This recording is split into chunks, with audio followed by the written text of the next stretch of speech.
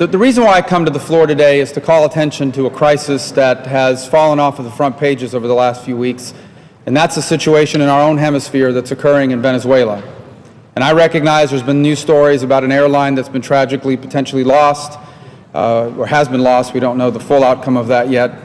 I know that the situation with Ukraine has captivated the attention of the public, and rightfully so, and I'm pleased to see today that the Senate has taken important steps towards addressing that issue.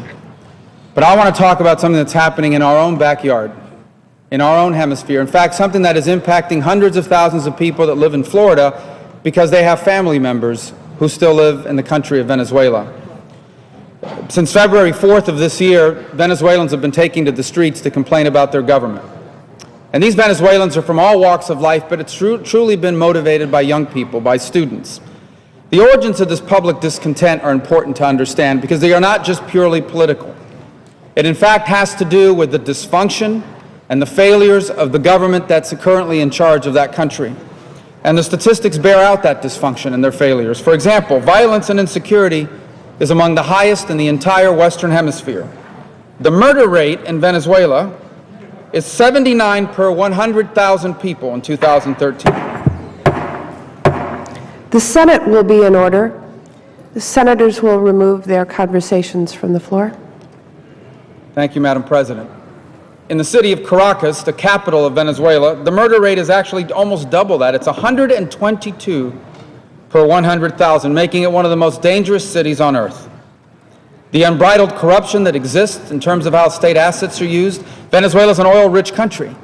There are individuals in that government that have empowered themselves of Venezuela's oil, not their oil, and are basically giving it away to countries like Cuba and others and using it as their own personal piggy bank, both for personal enrichment, but also to fund their governmental operations at the expense of the people of Venezuela. Their inflation rate is 57%. In fact, this week, Fitch Ratings, they lowered Venezuelan sovereign debt rating into junk territory from B+ to B. And they warned, by the way, that further downgrades are on the way. There's also this unprecedented scarcity of basic goods, including food staples, even things like toilet paper there's a shortage of. I want to show you some graphics here. This is a line of people waiting in the city of San Cristobal to go into a supermarket. But we're talking about a rich country here. This is not a third world country. This is not a nation that is poor. This is a revenue-rich nation. Among this is a resource-rich nation, among the most resource-rich on the planet. And here's a line of people waiting to go to a grocery store, reminiscent of Cuba, for example, a country whose model this government follows. We'll talk about that more in a moment. Let me show you some store shelves inside of a Venezuelan supermarket. Completely empty. Nothing on the shelves. This is the economic reality of the failure of the Maduro-Chavez government in Venezuela today. And this, among other things, is what people have taken to the streets to demonstrate. By the way, there was another catalyst for all of this. There was a sexual assault that occurred on a college campus. And students were protesting against law enforcement's unwillingness to address that assault. And the government cracked down. But not on the sexual assaulters, not on the perpetrators, on the demonstrators. And so all of these things that we've talked about, the failure of that state, the lack of democratic opening, the political abuses, the corruption, and the economic disaster of the Venezuelan government led to demonstrations that began on February 4th and continue throughout the country. I want to show you a picture of what those demonstrations look like. It is estimated that hundreds of thousands of people took to the streets to protest. And they were protesting the things I've outlined already: the insecurity, the violence, the scarcity of basic goods, the lack of opportunity, the political repression. Meanwhile, Nicolás Maduro, the president of that country, and all of his cronies live a life of luxury. And we're going to talk about that more in a moment, because this government is surrounded by individuals who are living lives of luxury, not just in Venezuela, but in Florida. While the people take to the streets, and you saw the empty store shelves, there are people tied to the government in Venezuela buying gold-plated iPads. I didn't even know there was such a thing. In Miami, and investing in enormous properties and mansions with the money that they are stealing with the help of the Maduro government from the people of Venezuela, leading to these protests. So what has been the response of the Maduro government? What has been the response to these legitimate complaints about what's happening in Venezuela? I'm going to show you some images of what the response has been from the government. Here's the first. Here's their National Guard. Here's their National Guard battling with students in the streets, fully equipped with riot gear, ready to battle against them. This has been their response. Repression at every turn in multiple cities. Here's the other response. Tear gas. Tear gas by a fully armored individual firing tear gas canisters into the crowd. Let me talk about the tear gas for a moment. Let me show you this canister. This canister that was used against peaceful protesters actually has a marking. It says, Hecho en Brasil, made in Brazil. And there have been reports, in fact, that there's been some U.S. manufactured tear gas being used against protesters in the street in Venezuela. But if it stopped at tear gas would be one thing. But it has not stopped at tear gas. In fact, it is now known that the Interior Ministry of Venezuela authorized snipers to travel to Táchira State and fire on demonstrators. Here is a picture of a government official, of a law enforcement or army or National Guard individual, or a ministry, Interior Ministry individual on a rooftop with a rifle and a scope aiming into a crowd. Here's a picture of a sniper. It doesn't end there. Those aren't the only pictures we have. Here are more pictures of more snipers on rooftops. Here's another sniper aiming into the crowd with a spotter next to them. Here's another picture of the same sniper blown up. These are government-sponsored individuals. What civilized planet on earth sends the National Guard and the Interior Ministry of their own government, of their own country, with snipers to fire on their own people who are demonstrating because of the lack of freedoms and opportunity and economic degradation that exists in a country? They cannot deny this. Here are pictures taken by demonstrators themselves of the snipers ready to shoot down people. In fact, 36 people have lost their lives. But it doesn't end just with the government snipers. Because what the government is trying to do here to hide their involvement is they have organized these pro-government militia groups, basically. These militant groups that they hide behind. These groups don't wear uniforms. They're called colectivos. They drive around the city in motorcycles, and they assault protesters. They break into and vandalize their homes. They have weapons that they use to shoot into the crowds and kill or harm people. There are three main groups. By the way, these groups began under Hugo Chávez's reign. And these groups are actually organized around a concept that's existed for years in Cuba. These committees to defend the revolution. These are neighborhood groups, so they know your family, they know who you are, they're always watching, and they organize themselves into armed militias. The government's claim is, well, these groups are on their own, we're not coordinating with them. But in fact, there have been multiple reports that these groups coordinate with the National Guard to take down barricades set up by protesters, to break into the homes of protesters, to vandalize homes, to terrorize people, and to kill. There are three main groups that I want to point out, these colectivos. La Piedrita is one of them. It's based in a working-class neighborhood of Caracas. It has a far-left ideology. It is armed. It is comprised of radicals who claim to be willing to die for their revolutionary ideals, whatever those are. In January, this group, by the way, tweeted that Enrique Capriles, the opposition party's nominee for president in the last elections, is a racist and a fascist, and accused them of intending to launch attacks on the poor and on impoverished neighborhoods. Another colectivo, the Patriotic Force of National Liberation, this group bases its teachings on a leftist revolutionary and murderer by the name of Che Guevara. A third group is the Tupamaro Revolutionary Movement. This is an armed communist political and militant organization that also operates out of Caracas. These are just three of these armed, ununiformed, thuggish criminal groups that operate under the auspices and at the direction of the government of Nicolás Maduro and the people that surround him. So what is the result of this?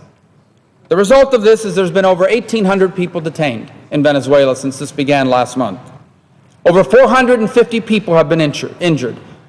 Over 50 people have been tortured while detained, that we have reports on. And over 36 people have been killed.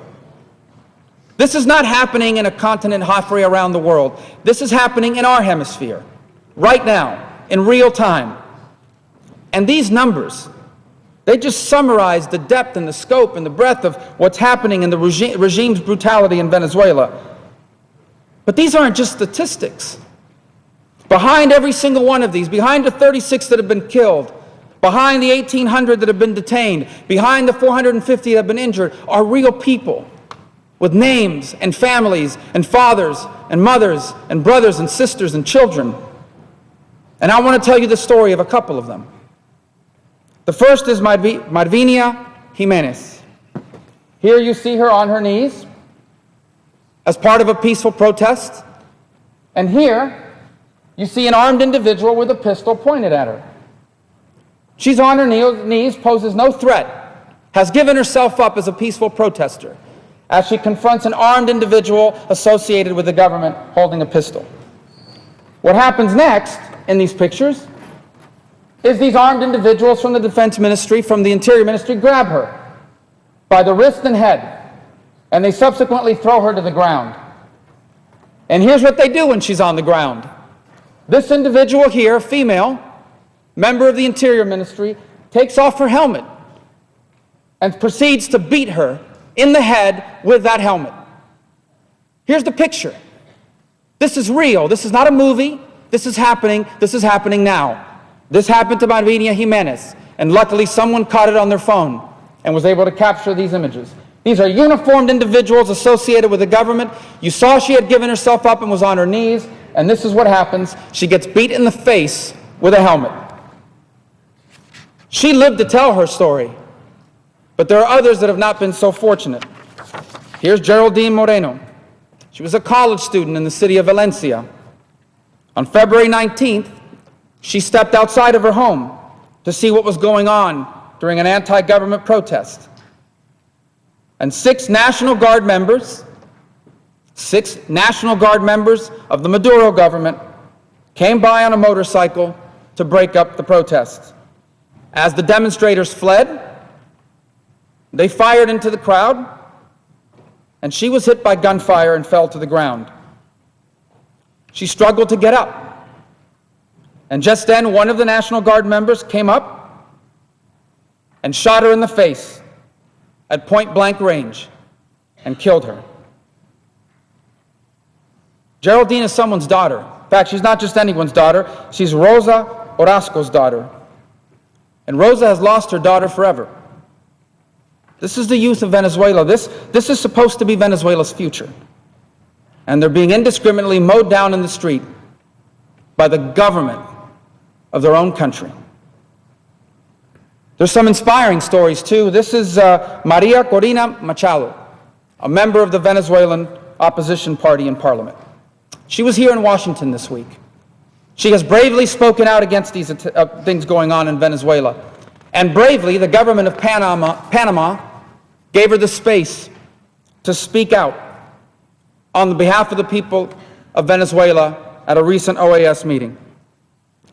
But shamefully, the rest of the countries who are members of the OAS, not the US or Canada, but every other country, did nothing to defend her right to speak. And she was denied the right to tell the world the truth about what's happening. She could have stayed in exile and asked for political asylum, but you know what this brave young woman did? She got on an airplane and flew back to Venezuela, to her country, to continue the fight there, peacefully, as a member of their parliament, as a member of the opposition party. Well, when she arrived, she was immediately detained at the airport in Caracas. She was questioned by the thugs you just saw, who no doubt tried to intimidate her in that questioning. She was verbally attacked by government supporters at the airport. And then she got in her car to leave to go to her destination. And these same thugs tried to run her car off the road. They're so incompetent that they couldn't even carry that out, thankfully. She finally made it to her destination. And then guess what happens this week? the Speaker of their so-called National Assembly, an individual by the name of Diosdado Cabello, a Maduro loyalist, a criminal, decided to remove her, to basically just expel her from the National Assembly. She's no longer a member of the National Assembly, unilaterally dismissed by their equivalent of their Assembly's president, their Speaker. And the OAS's response to this has been shameful. The Organization of American States has been downright embarrassing and shameful. I thought it was best summarized by the opposition leader, Leopoldo Lopez, who wrote in the New York Times on March 25th, "The outspoken response from human rights organizations is in sharp contrast to the shameful silence from many of Venezuela's neighbors in Latin America. The Organization of American States, which represents nations in the Western Hemisphere, has abstained from any real leadership on the current crisis of human rights and the looming specter of a failed state, even though it was formed precisely to address issues like these." Why do we even need an OAS? An organization of democratically elected governments. Why do we even need it? Why are we even members of it? Why do we even contribute funds of American taxpayers towards it if it cannot meet and address systemic human rights abuses such as these? I am less than pleased, by the way, with our own government's reaction. This is not a partisan issue, but I have to say this. President Obama has expressed he's concerned about this. To his credit, the Vice President was stronger in condemning the Maduro regime. We're not just concerned about this. We should be outraged about this. Just as we're outraged when things go wrong in other parts of the world and weigh in with sanctions, and we should, and our voices, and we should, this is happening in our own hemisphere, right underneath our nose. And it is shameful that the leadership of our government has so far not done more to address this. But we can change that, and I'm hoping that we will. What I hope to do over the next few days is to propose specific sanctions against individuals and companies associated with the Maduro regime so that they know that there are consequences for what is happening here. And you think our sanctions have an impact on Russia and its violations of Ukrainian sovereignty? Sanctions against Maduro and his government would have dramatic sanctions. They would have dramatic impact. Because all those people that are around him, that are getting rich off this regime, that are supporting these abuses so they can stay in power and keep making money, they all have bank accounts and property and restaurants and businesses and mansions in the United States of America. And if you support this government should sanction you. And I ask what I did a few weeks ago in a speech on this subject. If the United States of America will not stand up and be a strong voice on behalf of people who all they seek is freedom and liberty that our own founding documents say belong to all people, rights given to them by their Creator. If the United States of America will not be a forceful voice, what nation on earth will? They look to us. Our own model of freedom and our republic inspires people. We say that we stand for these principles. We need to defend them when they are threatened, especially in our own backyard. And so I hope that in the weeks to come, we can pursue these targeted sanctions against some of these individuals associated with the government, like the Assembly President Diosdado Cabello, like others, such as these individuals who we will come on the floor in the next few weeks and identify by name, who benefit from the systematic violation of human rights in Venezuela, who are stealing money from the Venezuelan people, who are using the resources of that nation to enrich themselves. In the next few weeks, we will identify them by name and the properties they own and the assets they hold in our own nation. But I implore my colleagues not to ignore this issue. This is happening right now, right in our own backyard, in our own hemisphere. And it is impacting real people at an extraordinary price. And so I hope in the weeks to come that I, along with Senator Menendez and others that have united behind us and with us, will be able to convince enough of my colleagues to take the next step. We've already unanimously passed a resolution condemning all this, and I thank my colleagues in the Senate for that. The next step is to build in real consequences for being a part of this. And my colleagues, you will have an opportunity to be a part of this in the next few days, especially when we return next week. And I hope we can get a hearing on these sanctions in the Foreign Relations Committee, and I hope we can get passage of it here on the floor, so we can send a clear signal to the people of Venezuela. The people of the United States of America are on your side. We support your cause. We will not forget what you are going through. We will not abandon your aspirations. We stand for the liberty and the freedom of all people, including those who do not live here with us. And this is the thing we're going to have a chance to do in the next few days. And so I thank you for your attention on this matter, and I hope we can successfully take action.